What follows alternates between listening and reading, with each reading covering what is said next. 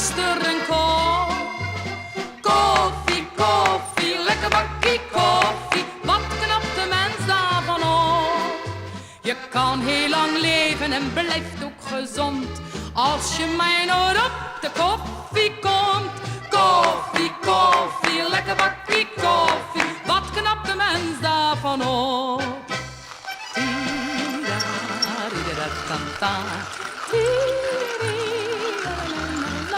Mijn man had voor een bakkie troost al zijn vrienden meegenomen. Op een uur dat een fatsoenlijk mens al lang in zijn bed ligt te dromen.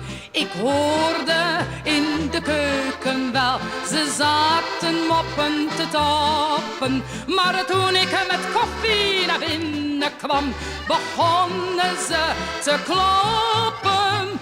Koffie, koffie, lekker bakkie koffie. Jongens, wie lust er een kop? Nelis, jij?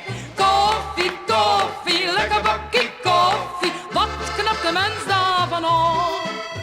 Je kan heel lang leven en blijft ook gezond als je mij nooit op de koffie komt. Koffie, koffie, lekker bakkie koffie. Wat knapt de mens daarvan op?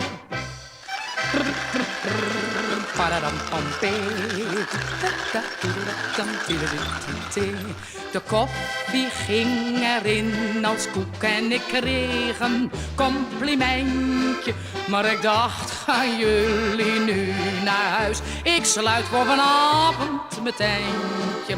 Toen zei mijn man, maar zou ons nog een tweede bakkie goed smaken? Ze riepen, hey ja, en toen moest ik wel opnieuw weer koffie maken. Koffie, koffie, lekker bakkie koffie. Jongens, wie lust er een kop? Iedereen natuurlijk. Koffie, koffie, lekker bakkie koffie. Wat knapt de mens daarvan op?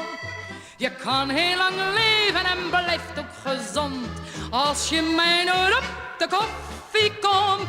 Koffie, koffie, lekker bakkie koffie. Wat knapt de mens daarvan op? La, la, la, la, la, la, la, la, la, la, la. Koen, moet jij nog koffie? Nou, dat weet je wel altijd, hè? Ja, nee, hij zal nee zeggen. Nou, maar je wordt er veel te dik van, hoor.